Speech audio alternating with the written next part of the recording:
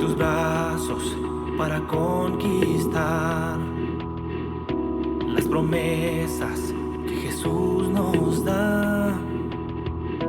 Solo espera y tú verás el milagro que Cristo hará. Un lugar para celebrar la victoria que su sangre nos da. Solo confía y créele que familia lo encontrará. Hay un lugar para todos, de familia de Dios.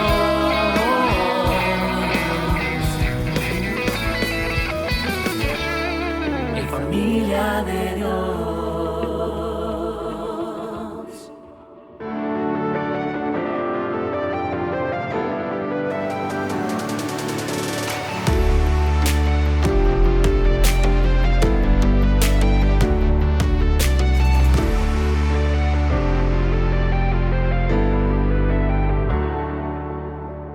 Bienvenidos a la sexta parte de la serie titulada Efesios. Durante esta serie estamos estudiando expositivamente todo aquello que en la Biblia esté vinculado de una manera u otra con los Efesios. Nuestro punto de partida es el libro de los Hechos, en el cual nos encontramos actualmente, ya que en este libro hallamos los antecedentes, el preámbulo, la plantación y el desarrollo de la iglesia de Éfeso.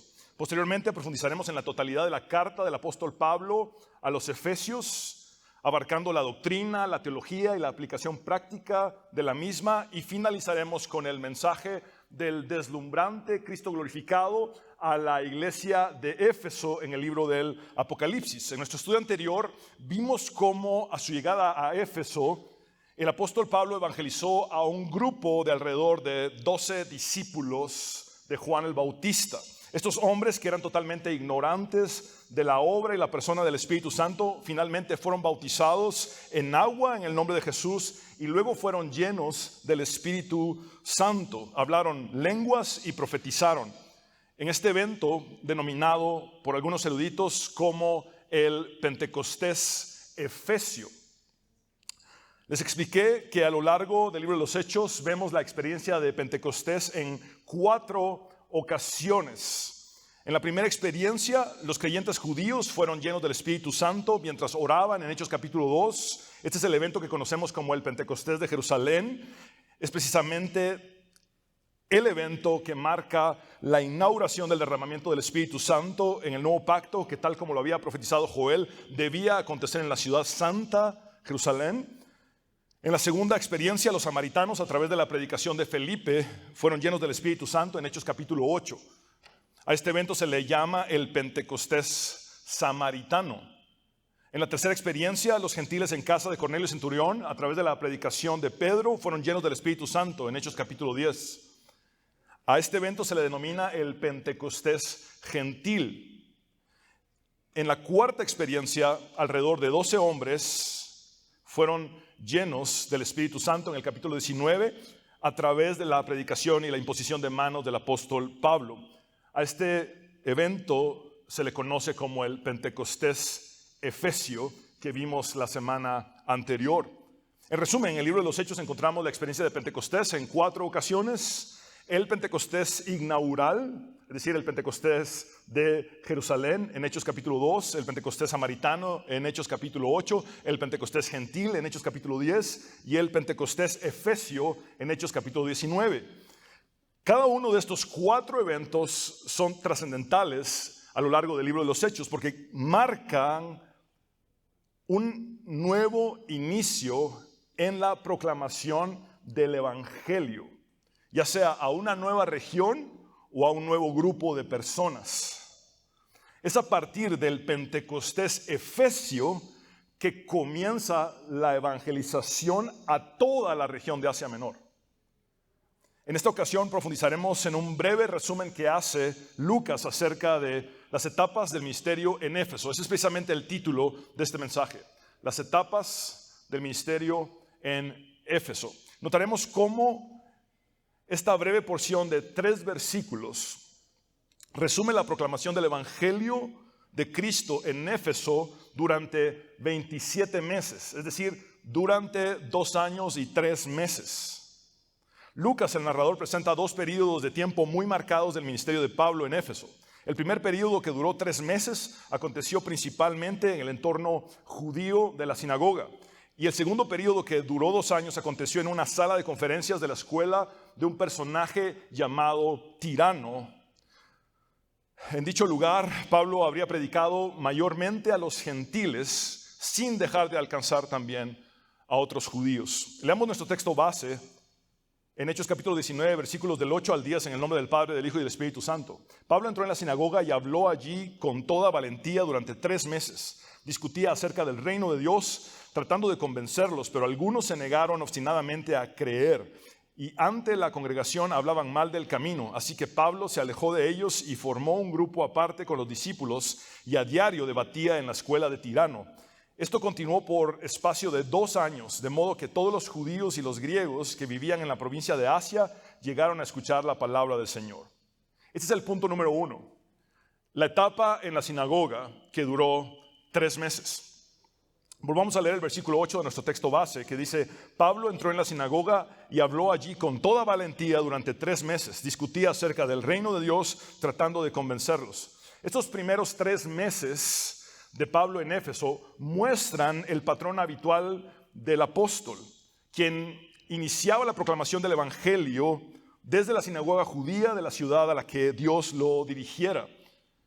Pablo ha venido haciéndolo de esta manera desde sus inicios como creyente en la sinagoga de Damasco hasta este momento en el tercer viaje misionero, donde se encuentra en la sinagoga de Éfeso.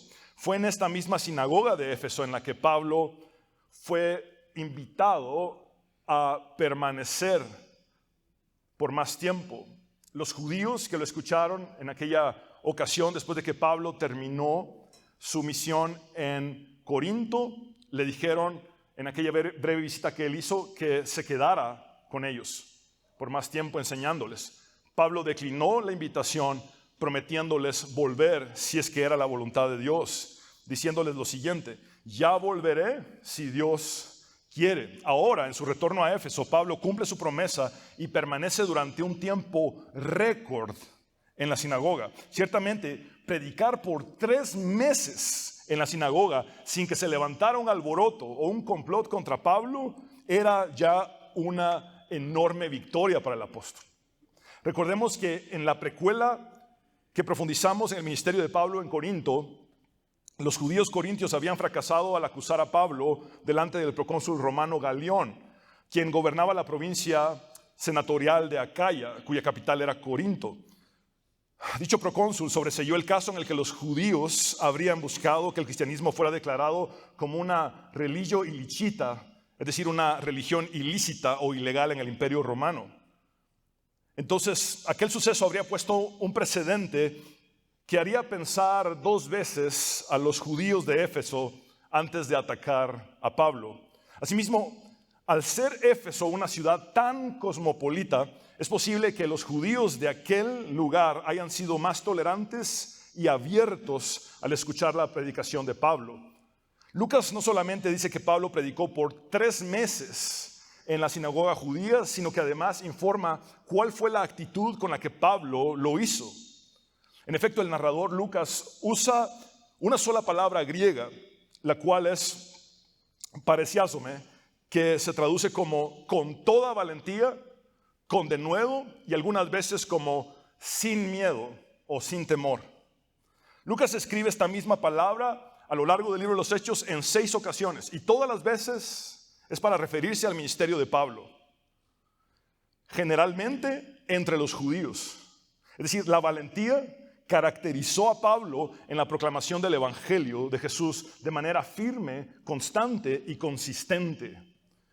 Esto nos lleva a entender que la proclamación del verdadero Evangelio requiere toda nuestra valentía. Pero más allá de un momento aislado de valentía, me refiero a un estilo de vida de valentía constante, persistente, consistente.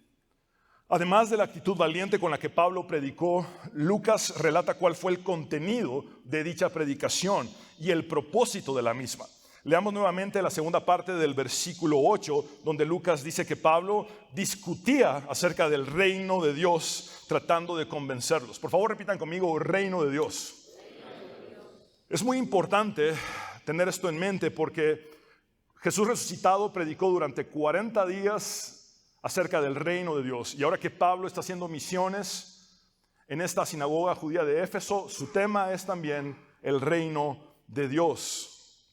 El término discutía, el cual puede traducirse como disputaba, nos plantea una defensa enérgica, una apología intensa, valiente del reino de Dios, con la finalidad de convencerlos o persuadirlos de que el Mesías Jesús había llegado y marcado un nuevo comienzo en la realidad del reino de Dios que se había acercado a la tierra. Quiero explicarles a grandes rasgos el entendimiento que el compendio bíblico nos brinda en cuanto al reino de Dios. En el Antiguo Testamento, el reino de Dios se refiere al dominio de Dios. En última instancia, el Antiguo Testamento espera el cumplimiento del reino de Dios en el reinado del Mesías, en gracia y justicia sobre toda la tierra. En el Nuevo Testamento, Jesús es el Mesías Rey que proclama un reino que cumple con las promesas del Antiguo Testamento, pero de una manera inesperada para sus contemporáneos o coetáneos. Esto es debido a que su reino no es político, ni militar, ni geográfico, en el sentido en el que se entienden los reinos y las naciones a la manera del mundo caído. En cambio, el reino de Dios está presente donde quiera que alguien haga su voluntad. El reino de Dios es establecido de forma interna en seres humanos que creen en Jesús y son llenos del Espíritu Santo. El rey que no es de este mundo nos enseñó a orar al Padre de la siguiente manera: venga tu reino, hágase tu voluntad en la tierra como en el cielo. Vean cuán vinculado está el reino de Dios, la venida del reino de Dios, con el hecho de que en la tierra se haga su voluntad como en el cielo. Cada vez que hacemos la voluntad de Dios, el reino de Dios sigue siendo establecido en la tierra. El reino de Dios es expresado en y a través de la vida y las acciones de los creyentes que somos testigos de Jesucristo y hacemos su voluntad. Aquellos que tenemos la ley de Dios internamente, escrita en nuestras mentes y corazones por la obra del Espíritu Santo en nosotros. El reino de Dios crece y se extiende en la tierra a medida que los perdidos son hallados e incorporados al pueblo de Dios, que en el nuevo pacto es la iglesia de Jesucristo. En la era presente, el reino de Dios, por medio de la obra del Mesías Jesús, insisto en esto, no es político, ni militar, ni geográfico a la manera del mundo, sino que trata directamente con el problema fundamental del mundo a los ojos de Dios, que en una sola palabra es lo siguiente: pecado. Así es. Delante de la santidad de Dios, el problema más grande que el mundo necesita resolver es el pecado. Y de eso se trata el reino del Mesías Jesús, que muere en la cruz del Calvario como el Cordero de Dios que quita el pecado del mundo. Eso es el reino de Dios. Cada vez que un pecador recibe el perdón, la limpieza de sus pecados y la salvación, el reino de Dios sigue siendo establecido en la tierra.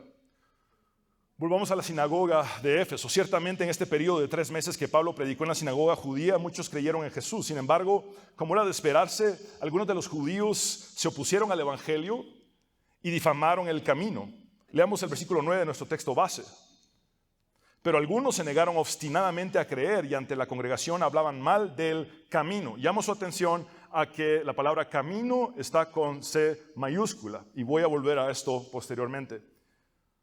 Ahora, lo que sucedió allí en cuanto al rechazo obstinado y la difamación que los judíos hacen de Pablo y del camino es típico. Cuando las personas se ven perdidas al no poder debatir con precisión un argumento, entonces acuden a la difamación como un medio de descalificación para sentir de alguna manera que se han salido con la suya. Esto se ve a diario en las redes sociales.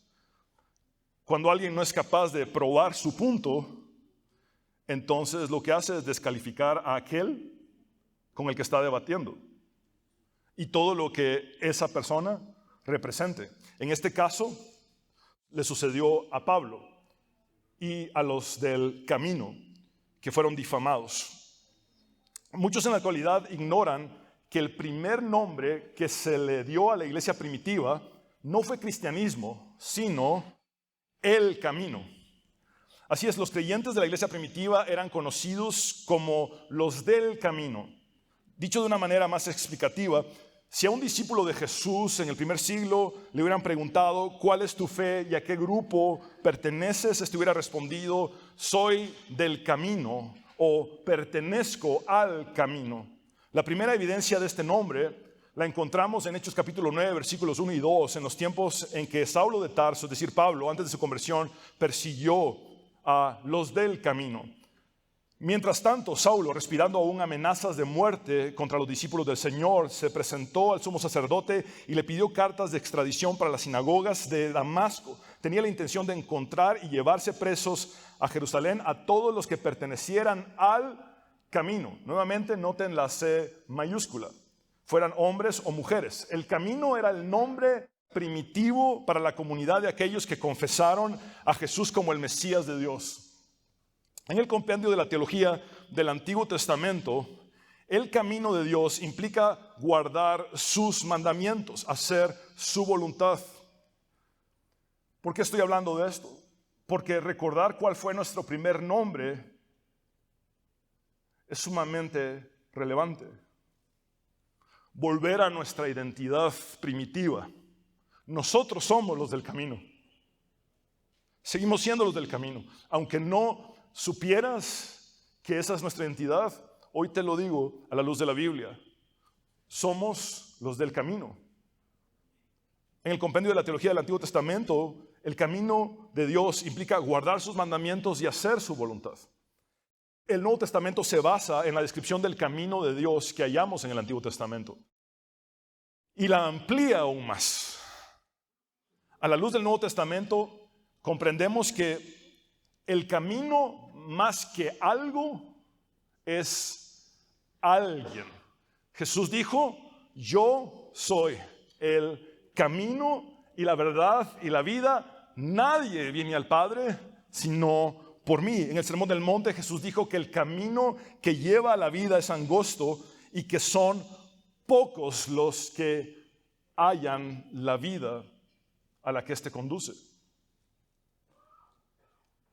Ciertamente el camino conlleva un viaje. Tanto el autor de Hebreos como el apóstol Pedro nos recuerdan que somos peregrinos y extranjeros en este mundo. Al orar por todos aquellos que habríamos de seguirle, Jesús le dijo a su Padre: no son del mundo como tampoco yo soy del mundo, santifícalos en tu verdad, tu palabra es verdad, como tú me enviaste al mundo, así yo los he enviado al mundo. Solo estamos de paso en este mundo. Nuestra ciudadanía verdadera está en los cielos.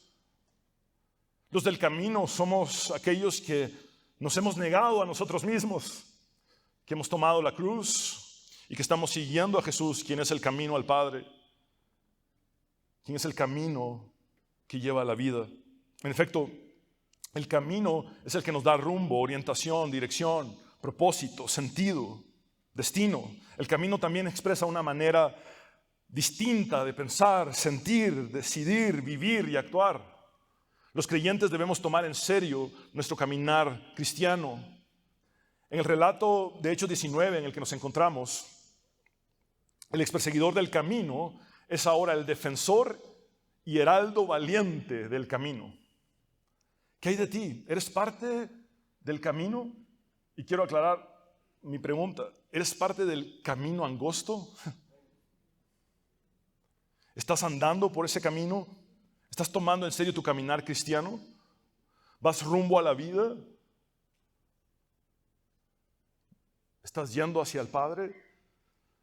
Cuando Pablo vio la incredulidad obstinada de estos judíos, efesios, y la difamación que hicieron contra el camino, decidió que era el momento de abandonar la sinagoga judía. El evangelista Lucas registra las palabras que Jesús les dijo a aquellos 72 que envió. Este es nuestro Señor hablando: el que los escucha a ustedes, me escucha a mí; el que los rechaza a ustedes, me rechaza a mí; y el que me rechaza a mí, rechaza al que me envió. Pablo, al marcharse de la sinagoga judía, sabía que al haberlo rechazado a él, los judíos habían rechazado a Jesús y al Padre Celestial que lo había enviado. Por consiguiente, era el momento de partir de aquella sinagoga en la que había permanecido por un tiempo récord de 3 meses. Esto se llama madurez espiritual y emocional. Pablo supo cuándo decir: hasta aquí, me retiro. Quiero compartir con ustedes una frase genial de Warren Wiersbe, quien brillantemente dice: la forma en que respondemos a las críticas depende en gran medida de la forma en que respondemos a los elogios. Es decir, hay un vínculo entre la forma en la que respondemos a las críticas y la forma en la que respondemos a los elogios. Si el elogio nos hace humildes, la crítica nos edificará, pero si el elogio nos infla, la crítica nos aplastará, y ambas respuestas conducen a nuestra derrota. Es decir, tanto inflarnos por el elogio que recibimos como dejarnos aplastar por la crítica o el rechazo que recibimos son reacciones que están vinculadas entre sí y que nos conducen a la derrota inminente. Confirmemos esto en la sabiduría de Proverbios. Proverbios 16:18 dice: al orgullo le sigue la destrucción, a la altanería el fracaso. Inflarnos ante el elogio es destrucción y fracaso. Leamos Proverbios 29:25 en la paráfrasis de la traducción en lenguaje actual. Si tienes miedo de la gente, esto incluye el qué dirán, la crítica, la difamación. Si tienes miedo de la gente, tú mismo te tiendes una trampa, pero si confías en Dios estarás fuera de peligro. Dejarnos aplastar por las críticas que recibimos es una trampa. Observemos que Pablo no se hinchaba con los elogios recibidos. Su enfoque no se desvió al reconocimiento ni a la opinión humana. Desde una de las primeras cartas que escribió, Pablo expresó contundentemente: en cuanto a elogios humanos, nunca los hemos buscado, ni de ustedes ni de nadie. Puede sonar pesado, pero esto es lo más saludable que un siervo de Dios puede decir. Amados hermanos, ya fui suficientemente intenso la semana anterior, así es que hoy estoy un poco tranquilo.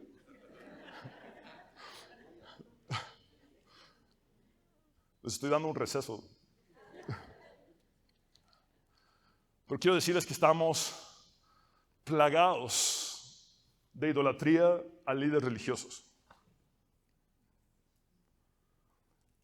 Que los líderes religiosos en la actualidad, algunos de ellos tristemente han caído en fomentar el culto a la personalidad que les fascina que les rindan a ellos. Y como pastor evangélico quiero denunciar públicamente mi absoluto rechazo y mi vergüenza por esas prácticas de sectas que están inmiscuidas en el evangelicalismo, donde se idolatra a líderes sectarios que de pastores no tienen ni la P.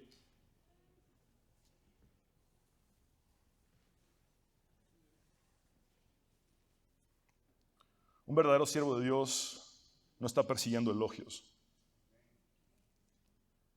Y en el momento que lo recibe, no permite que esos lo hinchen o lo inflen. No cae ante la seducción del elogio humano. Por consiguiente, Pablo tampoco se dejó aplastar por las críticas, las difamaciones y el rechazo, sino que se percató de que era el momento de iniciar una nueva etapa en su ministerio en Éfeso. Esto nos lleva a comprender que a veces la aprobación de Dios puede ir acompañada del rechazo de los seres humanos. El apóstol Pedro dice en su primera carta: Cristo es la piedra viva, rechazada por los seres humanos, pero escogida y preciosa ante Dios. Una persona puede ser escogida y preciosa delante de Dios y a la vez ser rechazada y menospreciada por los seres humanos. Asimismo, debemos comprender que cuando Dios da un nuevo comienzo, este suele iniciar con un final necesario. Una puerta que es cerrada es el anuncio de una nueva puerta que Dios abrirá.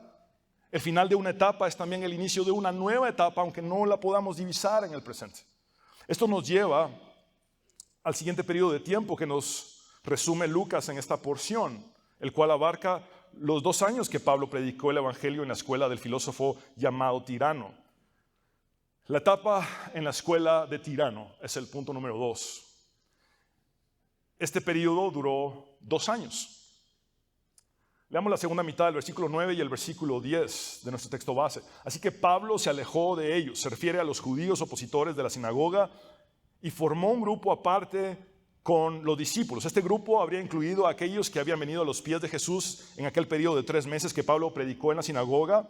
También incluiría aquel grupo de alrededor de 12 hombres seguidores de Juan el Bautista a los que Pablo evangelizó. Asimismo estarían entre estos Priscila y Aquila, entre otros. El texto nos da a entender que este habría sido un grupo grande, un grupo considerable de personas. La iglesia estaba siendo plantada, fortalecida, consolidada y estaba creciendo en Éfeso. Lucas continúa narrando lo siguiente: y a diario Pablo debatía en la escuela de Tirano, Tyrannus en latín. Este fue un cambio de sede. Pablo y los demás creyentes se mudaron de la sinagoga a una sala de conferencias que podía haber estado en una especie de edificio educativo, una escuela de alguien llamado Tirano. En paréntesis, por favor, si tienen un hijo varón, no le pongan Tirano. No está claro si Tirano era el dueño del lugar o si era el filósofo maestro de aquella escuela. O pudo haber sido ambos, tanto el dueño como el filósofo maestro de aquella escuela. Lo que sí tenemos claro es que el lugar era identificado como la sala de conferencias de la escuela de Tirano. Para ponerlos un poco en contexto, este tipo de sala de conferencias sería más o menos el equivalente a una sala de cine en nuestros días, así como lo oye. Lugares a los que la gente acudía durante los descansos del trabajo, los tiempos de esparcimiento o durante el tiempo libre. Obviamente no existía la cinematografía en aquel entonces, por lo que en lugar de entretenerse con la proyección de una película, se entretenían escuchando conferencias de filósofos y de diversos oradores. La familia occidental de manuscritos del Nuevo Testamento, como el Códice de Beza, registra que Pablo usaba esta sala de conferencias de las 11 de la mañana a las 4 de la tarde. Y la mayoría de eruditos coinciden en que esto que dice el Códice de Beza es muy probable. Esto tiene mucho sentido por el tipo de horario laboral que se utilizaba en aquel contexto. El calor del sol era tan intenso y al obviamente no tener aire acondicionado, todo se interrumpía en el momento de más calor del día. Se lo repito para explicarme mejor. El calor del sol era tan intenso y al obviamente no tener aire acondicionado, se interrumpía el trabajo durante este periodo de tiempo, el cual muchos usaban para descansar y tomar una siesta. Así es, la costumbre de la siesta tiene más de 2000 años, o alrededor de 2000 años basados en esto. Este tipo de horarios los seguimos viendo en algunas ciudades del mundo en la actualidad. Recuerdo cuando me invitaron a predicar en el Chaco argentino, en un calor de más de 40 grados centígrados. Después del almuerzo, uno creía que había sido el rapto. Aquel lugar se transformaba en una ciudad fantasma, vacía, todos los comercios cerrados. Era hasta que llegaba la tarde-noche que la vida volvía. Abrían todos los comercios y la gente circulaba y había restaurantes y heladerías. Pero a la hora de almuerzo y después de almuerzo, todo el mundo estaba en su casa haciendo la siesta.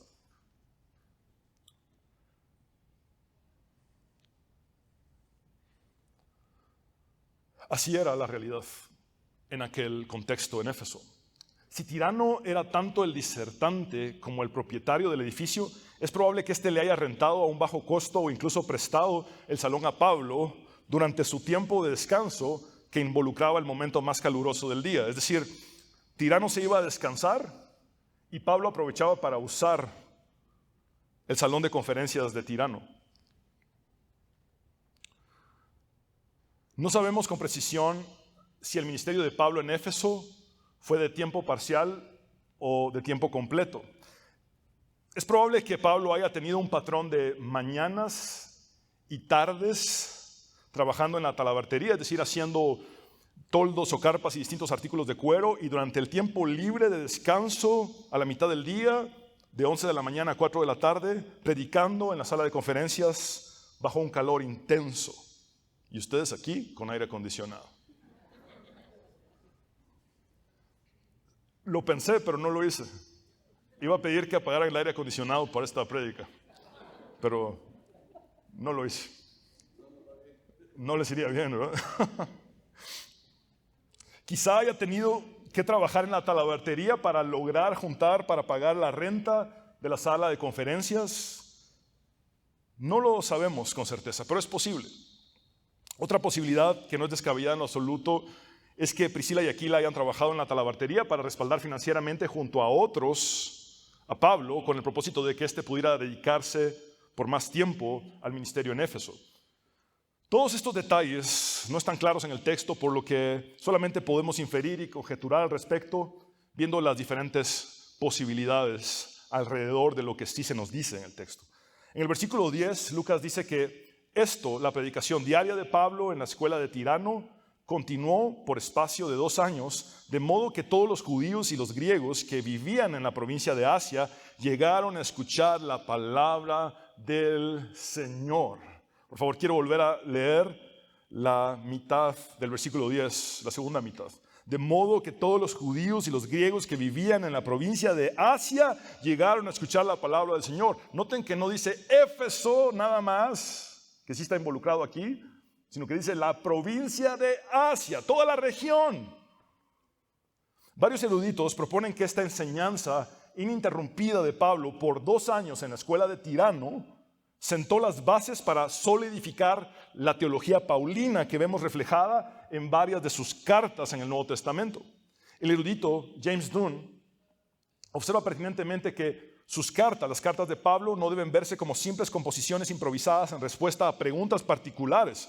Más bien pudo basarse en muchas exposiciones y argumentos ya bien perfeccionados por tales presentaciones y por las discusiones y argumentos que presumiblemente desencadenaron. Dicho de forma más sencilla, las conferencias de Pablo en la escuela de Tirano habrían sido la base bíblica y teológica de sus cartas. En la sinagoga, Pablo habría enseñado solamente los sábados, pero en la escuela de Tirano enseñó diariamente e ininterrumpidamente por 2 años. Dado que Éfeso era una ciudad cosmopolita, un centro de comercio importantísimo y a la vez de turismo religioso por el templo de Artemisa o Diana, que era una de las 7 maravillas del mundo antiguo, personas de todas partes inundaban la ciudad y las calles de este lugar. Y el resultado fue que el evangelio empezó a propagarse en toda la provincia romana del Asia Menor. Fue durante esta temporada en Éfeso que Pablo escribió la primera carta a los Corintios. Ahora, cada vez que ustedes lean Primera de Corintios, ubiquen a Pablo escribiendo en este contexto en Éfeso. En dicha carta, el apóstol envía saludos de parte de las iglesias de Asia. Llamo su atención a esto. No envía saludos solamente de parte de Éfeso, sino de las iglesias de Asia a los corintios. Leamos 1 Corintios capítulo 16, versículo 19. Pablo dice, las iglesias de la provincia de Asia les mandan saludos. Aquila y Priscila los saludan cordialmente en el Señor, como también la iglesia que se reúne en la casa de ellos. Además de reunirse en la escuela de Tirano, se congregaban en la casa de Priscila y Aquila, entre otros lugares seguramente. Todo esto significa que para el momento en el que Pablo escribe a los corintios desde Éfeso, varias congregaciones en la región del Asia Menor ya habían sido establecidas y otras estaban rumbo a ser establecidas. Lo cierto es que las congregaciones mencionadas en Apocalipsis 2 y 3, conocidas como las 7 iglesias del Apocalipsis, que evidentemente la primera de la lista es Éfeso, porque fue de Éfeso que surgieron las demás. Estamos hablando de Laodicea, Esmirna, Pérgamo, Tiatira, Sardis y Filadelfia, además de otras iglesias en Colosas, Hierápolis, Troas, Mileto, Magnesia y Trayes. Todas estas habrían sido ramificaciones que surgieron desde la iglesia de Éfeso. ¿Recuerdan lo que les hice ver al principio? Que hay 4 experiencias de Pentecostés y que cada una de estas experiencias de Pentecostés a lo largo del libro de los Hechos marca un nuevo inicio en la proclamación hacia una nueva región o a un nuevo grupo de personas. Aquellos 12 discípulos de Juan el Bautista o aquellos alrededor de 12 discípulos de Juan el Bautista que experimentaron la llenura del Espíritu Santo, hablaron en lenguas y profetizaron, marcan ese Pentecostés efesio que es la entrada del Evangelio a toda la región del Asia Menor. Esta es la era del Espíritu Santo. Habría sido el equipo misionero dirigido por Pablo, con obreros fieles como Epafras, Tíquico, Trófimo, entre otros, que la provincia de Asia Menor fue evangelizada. Al parecer, la escuela de Tirano más bien se convirtió en una especie de agencia y escuela misionera cristiana o del camino del primer siglo. El conflicto en la sinagoga tuvo el efecto de ampliar el evangelio a los gentiles mucho más allá de la ciudad de Éfeso. El mal que los judíos le hicieron a Pablo y a los del camino fue tornado por Dios en el avance de la proclamación del evangelio y el establecimiento de muchas otras iglesias a lo largo de la provincia de Asia Menor. Lucas enfatiza en el versículo 10 de nuestro texto base que todos los judíos y los griegos que vivían en la provincia de Asia llegaron a escuchar esto, la palabra de Dios. Es la palabra del Señor la que impacta al mundo, no la charlatanería religiosa. Para ver verdaderos resultados que perduren y transformen vidas, matrimonios, familias, ciudades, países y regiones, necesitamos enfocarnos no en hacer lo que es popular, sino lo que es correcto.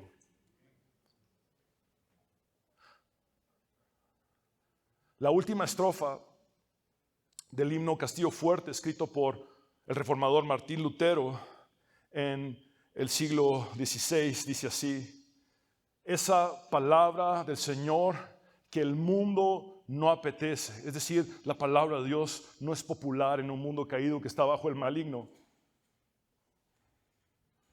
Pero Lutero dice, por el Espíritu de Dios, muy firme permanece. Nos pueden despojar de bienes y hogar, el cuerpo destruir, mas siempre ha de existir de Dios el reino eterno.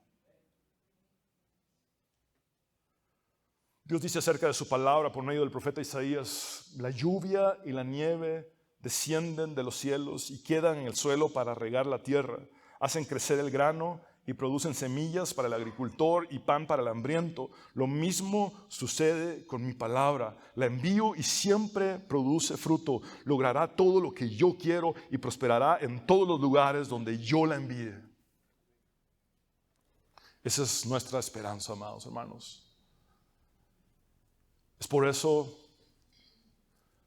que nosotros debemos tener presente que la proclamación de la palabra de Dios es nuestra responsabilidad como comunidad de fe, que debemos volver a la pureza del texto bíblico, que debemos proclamar el único y verdadero santo evangelio de Jesús sin manipulaciones ni tergiversaciones, que debemos evitar todo tipo de idolatría en la iglesia, incluyendo la idolatría que se rinde a los caudillos o líderes sectarios. Amados hermanos, todo lo que tenemos que hacer es predicar la palabra de Dios, ya sea que suframos rechazo o la aceptación del mensaje. Esto no se trata de nosotros, se trata de Dios y de los perdidos que necesitan venir a sus pies. Ponernos nosotros como los protagonistas es el fracaso de la iglesia. John Stott dijo que mientras menos el predicador se coloque entre el púlpito y la audiencia, o entre la palabra de Dios y la audiencia, es mejor. Mientras menos mi ego haga interferencia entre la palabra de Dios y ustedes como oyentes, esta iglesia va a ser más saludable. Tenemos que recordar cuál es nuestra verdadera misión. El llamado de Dios es para todos, sin excepción alguna. Somos los del camino. Estamos juntos en esto. Ninguno de nosotros es superior. La superioridad no es signo del cristianismo. Somos hermanos que juntos proclamamos a Cristo. Porque no hay otro nombre bajo el cielo dado a los hombres en el cual podamos ser salvos, sino solamente en Jesús. Es maravilloso ver cómo una narrativa de 3 versículos puede hablarnos tanto a través de la obra del Espíritu Santo por medio de su palabra en nosotros. Yo quisiera, amados hermanos, invitarles a orar. Señor, yo te doy gracias por hablarnos con tu palabra, que es viva y eficaz y más cortante que toda espada de 2 filos. Señor, tu palabra es verdad. Tú eres la verdad, Señor. Y te agradezco porque hoy podemos, Señor, crecer en tu palabra y aumentar nuestra fe. Todo esto se trata de ti, Señor, y de tu mensaje. Amado Dios, haz de nosotros personas que prediquemos el verdadero reino tuyo, no reinos humanos mezclados con reinos políticos o mini reinos religiosos confabulados con reinos políticos. No es nuestro interés. Haz de nosotros personas que proclamemos el reino de Dios con pureza e integridad. Haz de nosotros heraldos valientes, pero no como personas que de repente muestran valentía en un momento, sino haz de nosotros personas que tienen un estilo de vida valiente en la proclamación del evangelio, consistentemente valientes al anunciar que solo en ti hay salvación. Señor, gracias por recordarnos que tu aprobación conlleva muchas veces el rechazo humano. Enhorabuena, porque tú dijiste que somos bienaventurados cuando el mundo nos rechaza y nos persigue por tu nombre o por tu causa. Podemos ser felices en medio de la persecución, felices en medio del rechazo, porque tú nos aceptas, porque tú nos apruebas. Que volvamos a la pureza del texto bíblico, Señor. Que volvamos al mensaje más puro de la Biblia, que seamos bereanos del siglo XXI. Que no nos dejemos deslumbrar por personalidades y que vayamos por nosotros mismos al verdadero mensaje de tu palabra, Señor. Gracias, Señor, por hablarnos porque tu Espíritu Santo está en nosotros. Señor, te ruego que nos des discernimiento para saber cuándo una etapa termina. Danos madurez espiritual para discernir y madurez emocional para actuar. Señor, que nuestro motivo no sean los elogios humanos, porque si los elogios humanos son nuestro motivo, la crítica nos va a aplastar. Pero si nuestro motivo es tu aprobación y no andamos detrás de elogios humanos, cuando seamos criticados no nos van a poder aplastar, porque todo lo que nos importa es lo que tú digas y lo que tú dices. Lo que nos importa es agradarte. Aunque el mundo se torne hostil, aunque haya persecución, bienvenida sea. Basta ya de tanta cobardía. Bienvenida sea la persecución cuando nos toque. Si les tocó a nuestros hermanos del camino, ¿por qué no a nosotros? Ahí se va a saber quién es quién. No una partida de dominionistas cobardes, sino de personas que están dispuestas a todo por la causa de Cristo. Señor, yo te pido con todo mi corazón que nos empoderes con tu Espíritu Santo.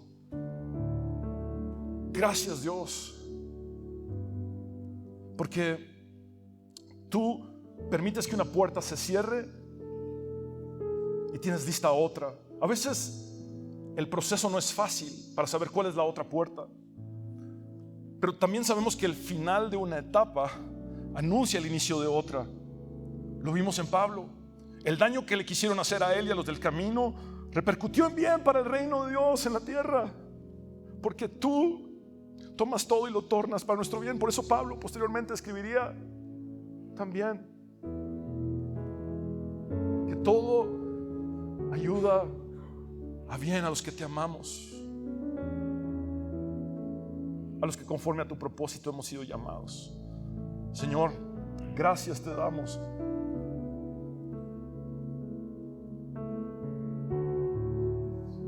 por mostrarnos cuál es la nueva etapa, dónde y cómo.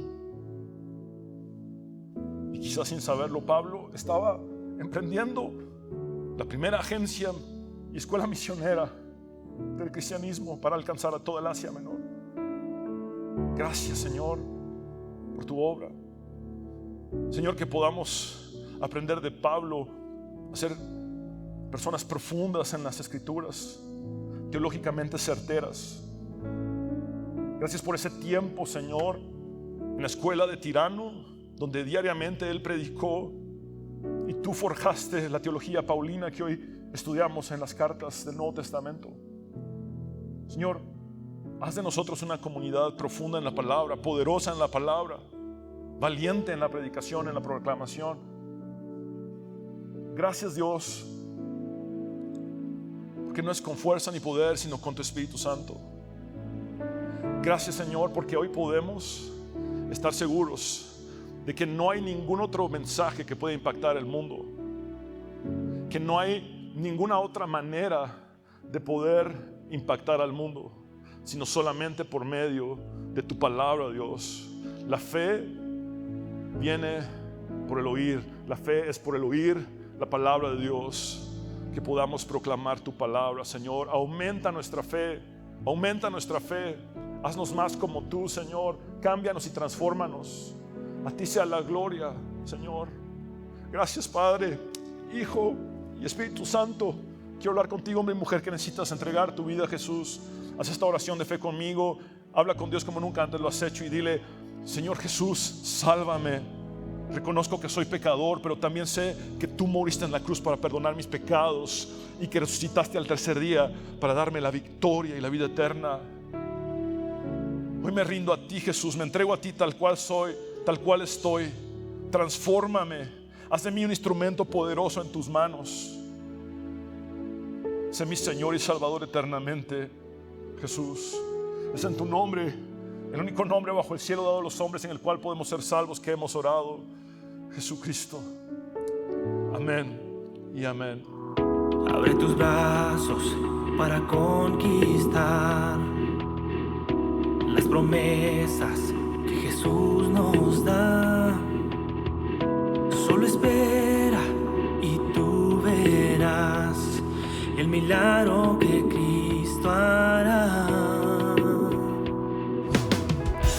Un lugar para celebrar la victoria que su sangre nos da. Solo confía y cree en Él, que en familia lo encontrará. Hay un lugar para todos, de familia de Dios.